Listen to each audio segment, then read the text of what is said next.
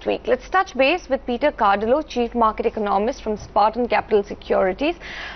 Peter, it's going to be the worst December for Dow and S&P since the Great Depression of 1931. Several factors are impacting the market mood at this point of time. What would you, as an investor and as an analyst and somebody who's monitoring the markets very closely, be looking out for in a market like this? Well, to begin with, it's obvious now that we're in a bear market. At least NASDAQ is in a bear market, and of course, more than 50% of the S&P 500 are in bear market territory. So,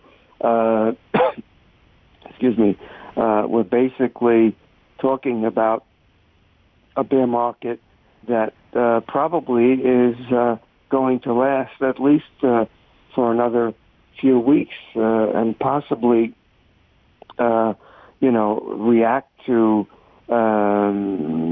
several negative events that continue to weigh on the market.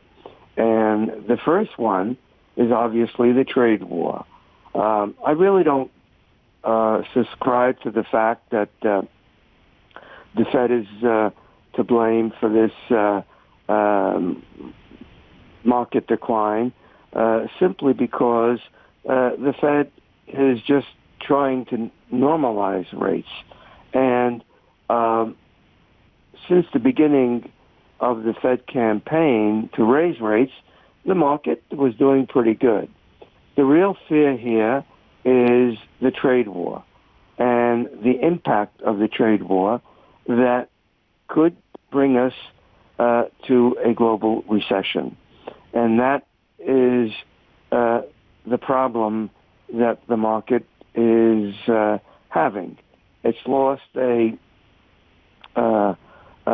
confidence, and this confidence continues to erode.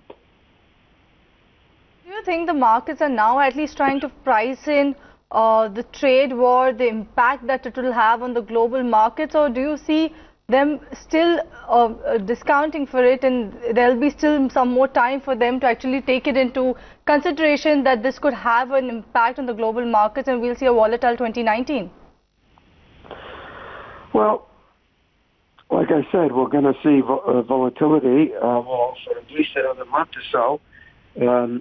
I'm hoping that the bear market is not going to be a long one. Usually bear markets don't last more than 90 days or so, but there have been times when they've been longer. I think that,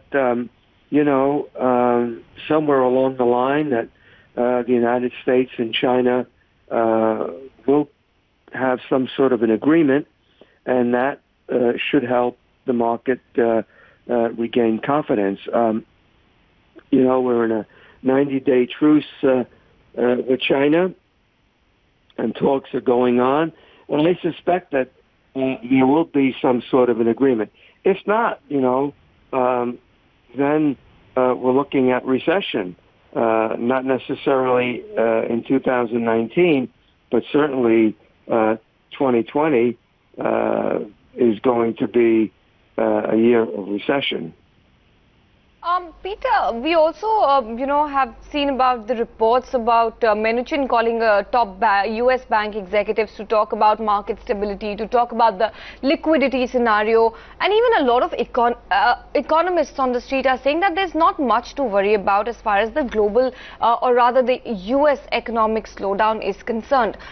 What is it that's spooking the market so much, and at the same time the economists are not too worried about it?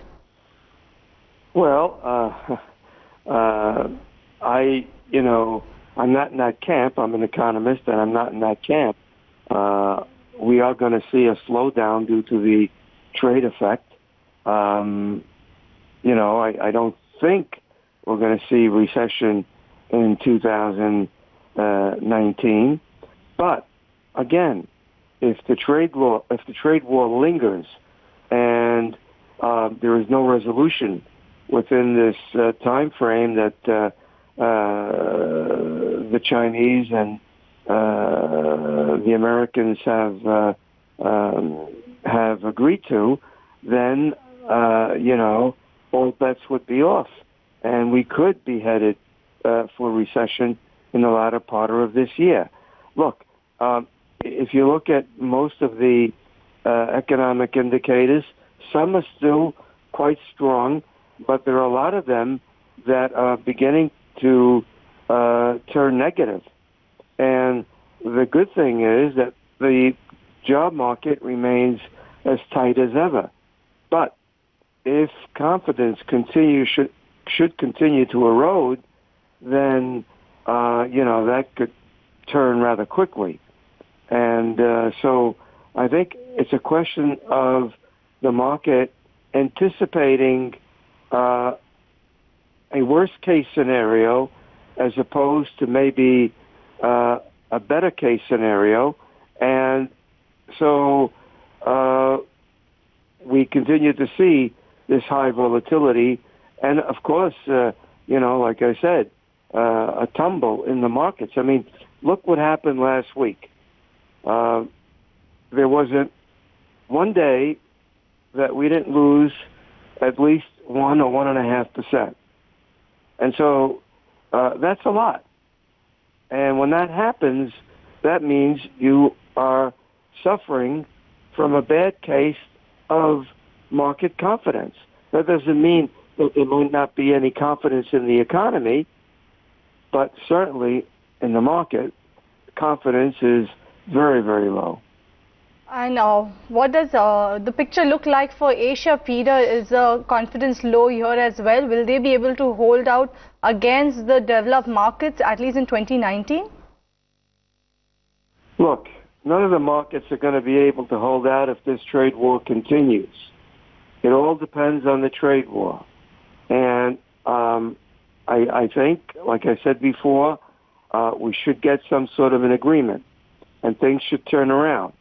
If they don't have an agreement and the trade war is permitted to move on beyond 3 to maybe 5, 6 months, then I would think that the global economy is in trouble or will be in trouble.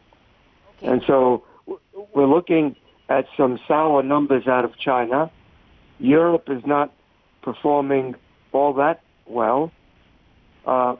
We have Great Britain departing from the EU, and so far no major agreement, which means that if they don't have an agreement, and once they exit the EU, they could be in for some serious economic downturn.